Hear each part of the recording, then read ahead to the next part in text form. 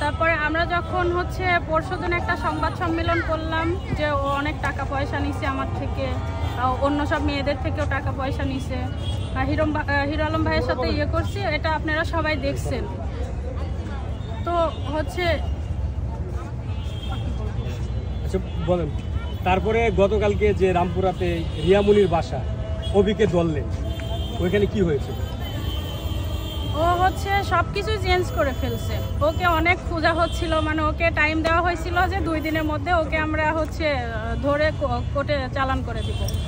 তো মানে আমি কালকে সারাদিন ওকে আমি তন্ন করে খুঁজছি। ওর বাসা ছেড়ে দিছে, সব জায়গায় ছেড়ে দিছে, কিন্তু পরে শুনেও সব কিছু ছেড়ে দিয়ে রিয়ামনির বাসায় এসে উঠছে। পরে হিরো আলম ভাইয়া ওর বাসায় গেছে, গিয়ে দেখে রিয়ামনির সঙ্গে ওর বাসায় আছে। তারপরে তো ভাইয়া ধরে কর দিয়ে দিল। পরের বিষয়টা তো আপনারা সবাই জানলেন, দেখলেন। আমরা দেখেছি যে মধ্যরাতে আপনি দৌড়াচ্ছেন, সেই দৌড়টা কেন দিয়েছেন?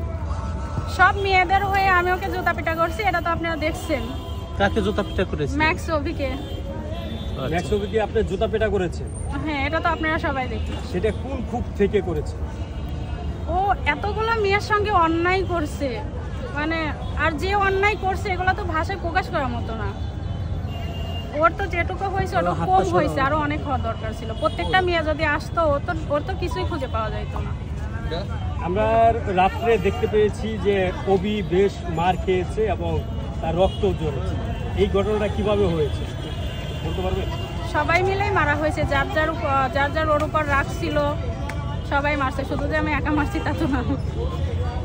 এই যে আজকে যখন থানা থেকে কুড়ে নিয়ে যাচ্ছিল, এখানেও আপনি নাচছিলেন, আমরা দেখতে পাচ্ছি যে আপনি আনন্দ করতেছেন, এটা কেন?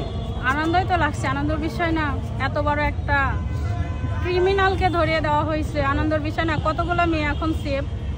আপনি কি মনে করেন যে তাদেরকে ধরিয়ে দেওয়ার পরে আপনার টাকা উদ্ধার হবে? শুধু আমার না, সবার টাকায় উদ্ধার হবে। আর রিয়ামনি বলছিল যে ওর আর ম্যাক্সের নাকি কিছুই করা যাবে না, ওর হাতে অনেক বড় বড় এমপি আছে। তো কই, কালকে তো আমরা 8 ঘন্টা আটকে রাখলাম, রিয়ামনির কোনো একটা এমপিও আসলো না ওকে নেওয়ার জন্য। তার মানে কথা বড় বড় বলেছে কিন্তু কেউ আসেনি? না, কেউ আসে নাই।